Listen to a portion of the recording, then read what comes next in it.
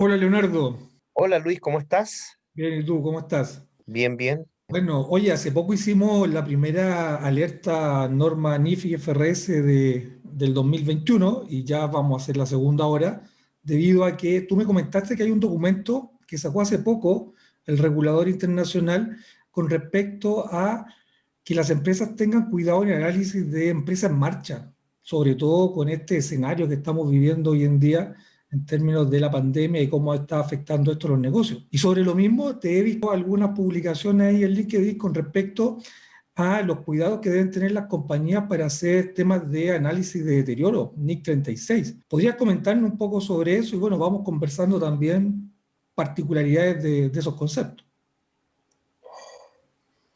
Sí, yo creo que es urgente hacerlo, Luis.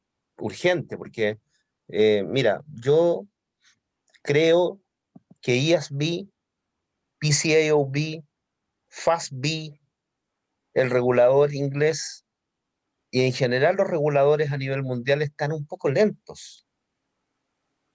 A la rápida, el día 13 de enero del año 2021, hace pocos días atrás, IASB publicó este documento, que es un documento que ellos catalogan como educational, ¿ya? Y Ya, que documentos se de llama, educación, de formación, sí. claro, y que se llama Going Concern, a Focus on Disclosure. O sea, Mm. empresa en marcha, un enfoque en la revelación.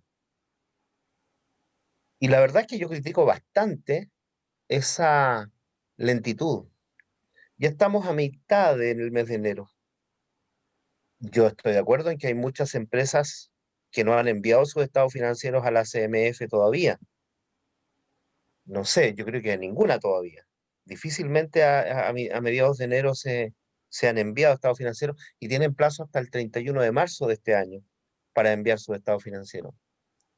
Y fíjate que una de las pruebas de fuego, le llamo yo, para las firmas auditoras va a ser este año en particular, porque tanto el tema del going concern, de la empresa en marcha, como la aplicación del test de deterioro, son exigibles en un escenario como el que estamos viviendo. Es decir, las auditoras van a tener que evaluar si las empresas se encuentran en condiciones para eh, continuar con su negocio. Porque si hay dudas al respecto, van a tener que emitir o notas explicativas, pero no cualquier nota, una nota explicativa bastante reveladora y en algunos casos incluso interrumpir la aplicación de las normas internacionales de información financiera. Eso por el lado del going concern, de la empresa en marcha. Y por otro lado está el tema del deterioro de valor. La verdad es que yo estaría muy preocupado si estuviese yo auditando hoy día una empresa que no haya aplicado el test de deterioro durante el año 2020. Tú haces Y no referencia, estoy por hablando de ejemplo, fin de año. Leonardo, tú haces referencia, bueno, estaba verificando en el repositorio que tiene la Comisión para el Mercado Financiero y a la fecha ninguna entidad ha enviado su estado financiero de diciembre del 2020. Lo verifiqué y tú haces referencia, claro, a los intermedios del año pasado, donde las empresas, tal vez en marzo era poco probable que hubiesen tenido algún análisis en términos de la situación más compleja de la pandemia, A ver, pero pero, ¿por qué poco pero ya. probable, Luis? Discutamos ese tema. No, pero yo Me te estás digo que tal diciendo que vez era difícil. espérate, junio, septiembre, donde ya la cosa se veía más clara que esto era de largo plazo, por decirlo así. Yo creo que deberíamos estar viendo o deberíamos haber visto revelaciones con respecto a estos temas en esos meses del año pasado. Bueno, la TAM hizo un trabajo serio, Ya, pero ¿no me sería imagino también que porque la TAM inclinada, está presentando información en Estados Unidos y allá son mucho más exigentes? por esa misma razón, inclinada también por la necesidad de aplicar el capítulo 11 Ujú. respecto de su necesidad de financiación de largo plazo o de mediano plazo? Y por otro lado, también hizo un buen trabajo el Banco Itaú, Itaú Corbanca, que en el mes de junio mostró cifras de deterioro. Ahora, la gran pregunta sería, ya que hay publicaciones de estados financieros al mes de marzo, al mes de junio, al mes de septiembre, yo no he hecho el análisis, pero sería interesante hacer el análisis de cuáles empresas efectivamente aplicaron el test de deterioro. ¿Que era obligatorio aplicarlo? Si la empresa hizo el análisis, la obligación es hacer un análisis de indicios de deterioro y se descubrieron indicios de deterioro, deberían haber aplicado el test de deterioro. ¿Te Sobre todo fijas? para aquellas que tienen plusvalías contabilizadas.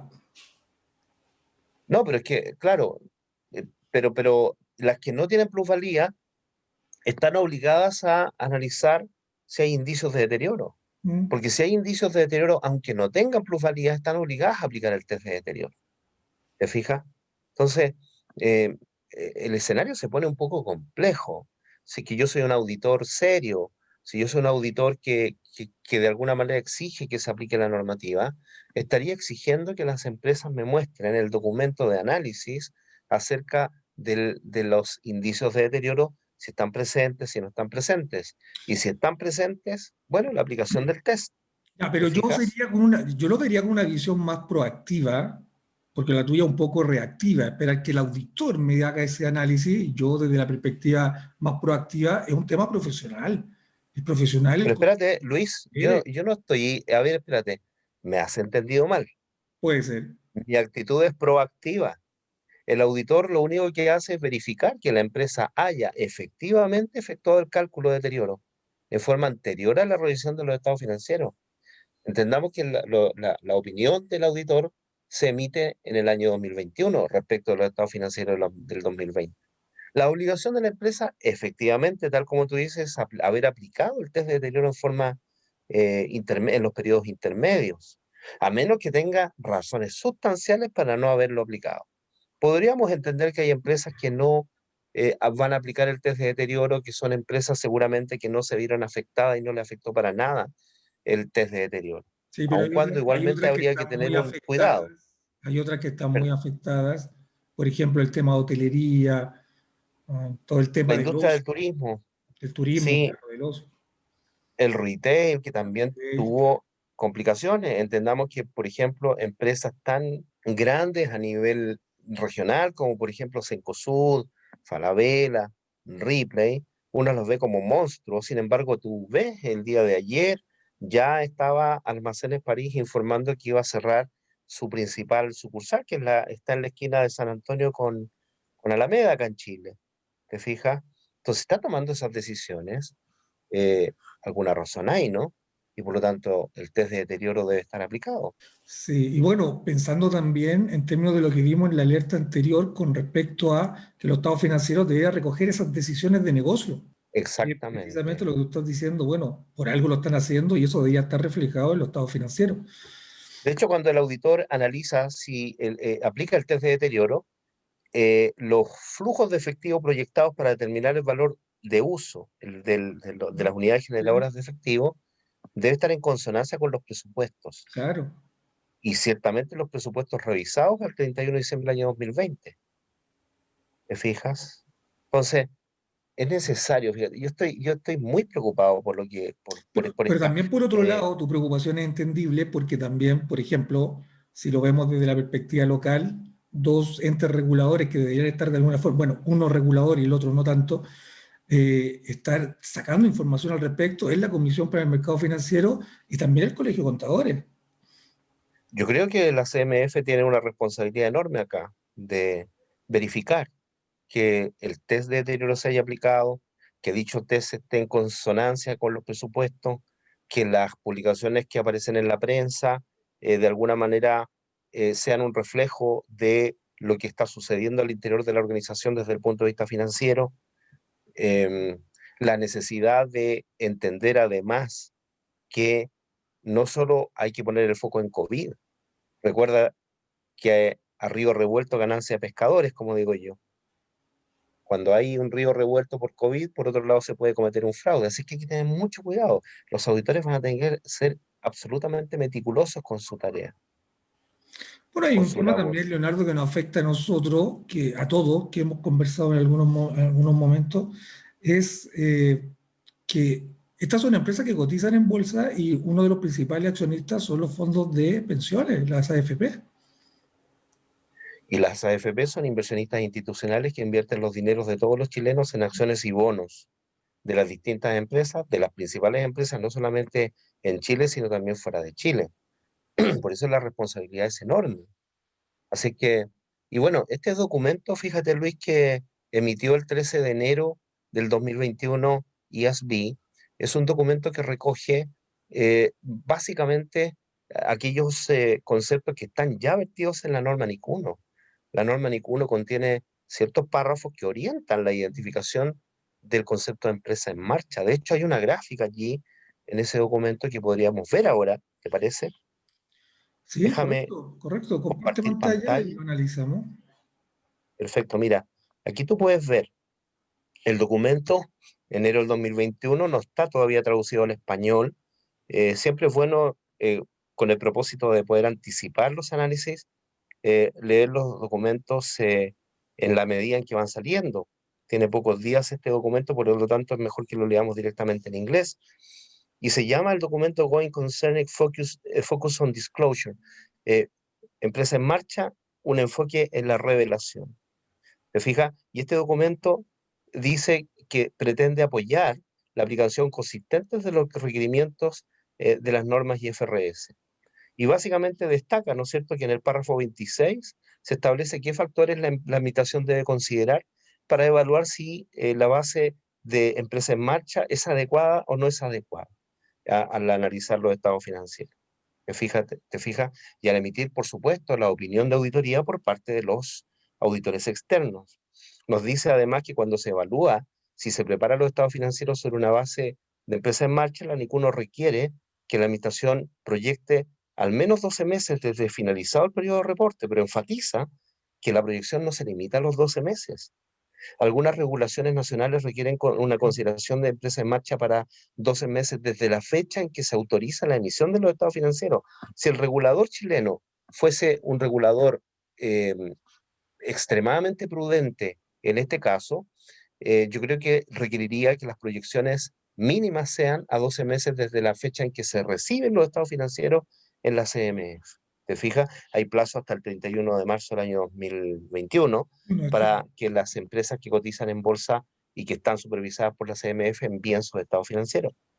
Y bueno, acá fíjate, se mira, muestra en un diagrama bastante interesante lo que ya está publicado en la norma NIC 1. Se divide este diagrama en tres layers, en tres dimensiones. Primero, el escenario, las bases de preparación y la revelación. Dibuja esta norma cuatro escenarios posibles. El primer escenario es que no hay dudas significativas acerca de que la empresa va a continuar en marcha. El segundo escenario, cuando hay dudas significativas acerca de que se continúa en marcha, pero la empresa genera acciones mitigadoras que se juzgan suficientes para que se concluya que la empresa va a seguir en marcha. En este caso, la entidad determina que no hay incertidumbres materiales. mm, El tercer escenario es cuando existen dudas significativas respecto de la empresa en marcha, pero hay acciones mitigadoras que se consideran suficientes para concluir que se aplica el concepto de empresa en marcha.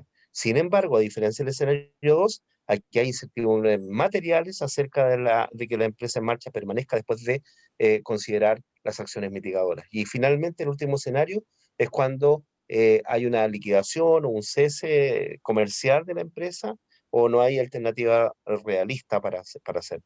En estos cuatro escenarios, de alguna manera se sitúa la norma NIC 1. ¿Qué es lo que debe hacer la empresa en cada uno de esos escenarios? En los tres primeros escenarios, como se concluye que igualmente la empresa continúa en marcha, entonces las bases de preparación son las normas internacionales de información financiera.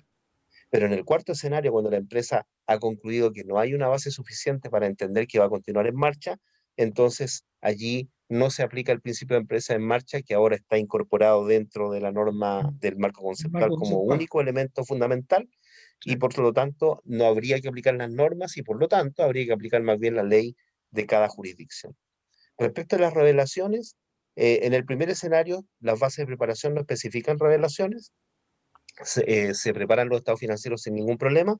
En el segundo escenario, la base de preparación de alguna manera implica analizar si es que los juicios son significativos acerca de el concepto de empresa en marcha. Hay que revelar por qué razón se estima que los juicios son tales o cuales y si son significativos o no. Y en el tercer escenario, hay que revelar cuáles son las incertidumbres materiales que se destacan y al mismo tiempo seguir evaluando la significancia de los juicios utilizados. En el cuarto escenario, finalmente, obviamente, los requerimientos de revelación son específicos relacionados con la jurisdicción y las leyes de cada país. Entonces, bueno, tenemos un escenario bastante, o cuatro escenarios bastante complicados desde el punto de vista del análisis. Aquí es donde la empresa va a tener que intensificar sus, su, su, su análisis para explorar las razones por las cuales ha determinado que no hay problemas de empresa en marcha, o que sí hay problemas, pero no son significativos, o sí hay problemas y son significativos, pero igual evalúa que está en marcha, o bien finalmente ha concluido que no está en marcha y no va a poder continuar en marcha. No, bajo lo Ahora, que está eso comentando Leonardo, aquí lo que tenemos que ver en los estados financieros de diciembre del 2020 es una nota explicativa que dé cuenta de algunos de esos posibles escenarios y que la empresa declare esa información en términos de por qué considera que ella está en ese tipo de escenario. efectivamente, y precisamente por eso en LinkedIn yo acabo de publicar hace unas horas una opinión mía en el sentido de que yo creo que no ha habido ningún año anterior a este, al año 2020, al año comercial 2020, en que las empresas auditoras, las firmas auditoras, hayan tenido una problemática tan intensa como la que están teniendo ahora al emitir sus opiniones de estados financieros. Así que hay que tener mucho cuidado. Recuerda que también está el tema del deterioro de valor. ¿Sí? Hay muchos escenarios ahí del deterioro de valor. ¿Te fijas? ¿Qué va a pasar si tú vas a visitar una empresa a final de, o sea, a comienzos de año para evaluar si su estado financiero presenta razonablemente la situación financiera de la empresa? ¿Cuál sería la primera pregunta que harías? Muéstrenme los análisis de deterioro, por ejemplo, en términos de Perfecto, indicio. porque todas las empresas están obligadas a levantar un documento formal y firmado respecto de su análisis de indicios de deterioro.